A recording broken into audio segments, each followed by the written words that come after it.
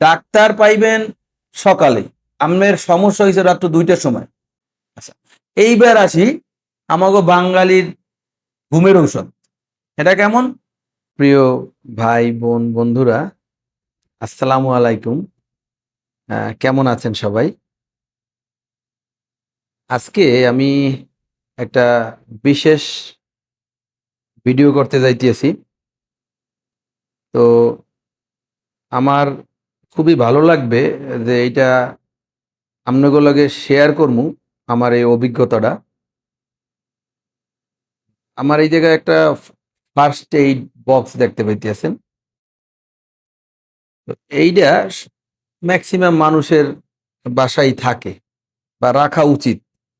এর ভিতরে প্রয়োজনীয় কিছু নিজেদের বাসার ঔষধপত্র রাখে। তো আমি আপনাদের যে ভিডিওটা আজকে করতেছি, এটা হইল কি, যে দেখা গেছে আপনার ছাগলটা হঠাৎ করে রাত্রে প্রচন্ড জ্বর আসছে, অথবা পেট ফাঁপাতেছে, ঠান্ডা আছে, কাশি। এইসব কারণে কি কি জিনিসপত্র আসলে আপনার হাতের কাছে রাখলে আপনার ভালো হইবে। তো এটা প্রথমেই আমি যেটা নিছি, এটা হলো একটা থার্মোমিটার। আমি এ যাবৎকালে ভিডিও ইউটিউবে অনেকগুলো দেখছি, সবাই বিভিন্ন ধরনের ঔষধের কথা বলছে যে এগুলা বাসায় রাখা উচিত, যারা একটা ছাগল পালেন আর যারা 100 ছাগল পালেন। তো কারোর থার্মোমিটার এর কথা বলে নাই, কিন্তু আমার কাছে মনে হয়েছে এটা খুবই গুরুত্বপূর্ণ। কারণ আমি যে কয়বার পশু হাসপাতালে গেছি, এই কয়বারই প্রথমেই এই থার্মোমিটার দেওয়া আগে টেস্ট করছে যে গায়ে জ্বর আছে কিনা। তো এটা লাগবে। এই এরপরে হইলো কি, এটা হইলো যে নাপা একটা সিরাপ। তো নাপা সিরাপটা সাধারণত আপনারা জানেন যে বাচ্চা কাচ্চার যদি জ্বর জারি হয় তাইলে এইটা দেয়। তো এগুলো নিয়ম হইল 1 থেকে 7 দিন বয়সের বাচ্চাগো 103.1 ডিগ্রি থেকে 104.9 এই তাপমাত্রা থাকলে আপনারা ওটার 1 কর খাওয়াই দিবেন। এখন যে সিরাপটা হাতে নিছি, এইটা হইলো অ্যামব্রোক্স। এইটা হইলো কাশির সিরাপ। এখন বাসায় আপাতত আমার অ্যামব্রোক্স আছে, আমার বাচ্চার জন্য আনসালাম। তো আমি সাধারণত টোফেন্ডারই প্রেফার করবো এই ক্ষেত্রে, ছাগলের বাচ্চার ক্ষেত্রে। আর যদি বুড়োগুলোরও দেখা গেছে ছাগলের এই ধরনের প্রবলেম হয়, তাইলে আপনারা এইটার 2 কর্ক আপনারা বুড়োগুলোরও খাওয়াইতে পারবেন। আচ্ছা, গেল ওইটা। এরপরে আসি আপনার গ্যাস্ট্রিকের জন্য। দেখা গেছে ছাগলের প্রচন্ড পেট ফাঁপাতেছে, কিছু খাইতে পারতেছেন, মানে অস্থির করতে আছে, তখন আপনারা এই অমিডনটা খাওয়াইতে পারবেন। এইটার বদলে আপনি অ্যান্টাসিড সিরাপও খাওয়াইতে পারেন, অথবা গ্যাবিসল, যাই হোক হাতের দ্বারে যেটা থাকবে আপনারা ওটা আপাতত ওর জন্য খাওয়াইবেন। কারণ কি, ডাক্তার পাইবেন সকালে, আপনার সমস্যা হয়েছে রাত্র 2টার সময়। এই কারণেই এই ট্রিটমেন্টগুলো আপনাকে বলা। আর এখন যে ওষুধটা দেখতেছেন, এটা হলো নাপা বা প্যারাসিটামল। যদি ছাগলের দেখেন যে টেম্পারেচার বাইরে গেছে শরীরের, তখন অবশ্যই এই নাপাটা 25 কেজি ওয়েটের উপরে যাগো হ্যাগো খাওয়াইবেন 2টা, আর 25 কেজি ওয়েটের নিচে হ্যাগো খাওয়াইবেন 1টা। এইটা আমি খাওয়াইছি, এই জন্য আমি কইলাম। ঠিক আছে, এখন বিভিন্ন মানুষ বা যারা এর আগে খাওয়াইছেন এরা হ্যাগো মতো করে খাওয়াইছে, কিন্তু আমি আমার বাস্তব অভিজ্ঞতা যেটা পাইছি এইটা আপনাদের লগে শেয়ার করতেছি। তো দর্শক, হয় কি, যে ভেটেরিনারি চিকিৎসকগণ যে ঔষধ দেয়, এইগুলো যদি বাসায় রাখতে পারেন এইগুলো সবচেয়ে ভালো।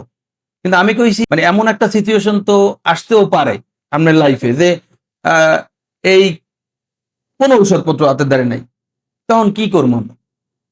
এই এই কারণে তো আমি এইটা হইলো কি, আপনার এই যে পাতলা পায়খানার জন্য নিছি ফেলাজিল। হ্যাঁ, যেটা ডাইরেক্ট ফেলাজিলকে, এই ফেলাজিল নিছি।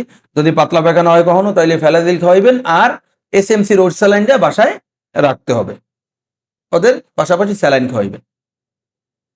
দর্শক, এইটা যেটা নিলাম, এইটা হইলো কি ভায়োডিন। এইটা পবিসেপ নামেও মার্কেটে আছে।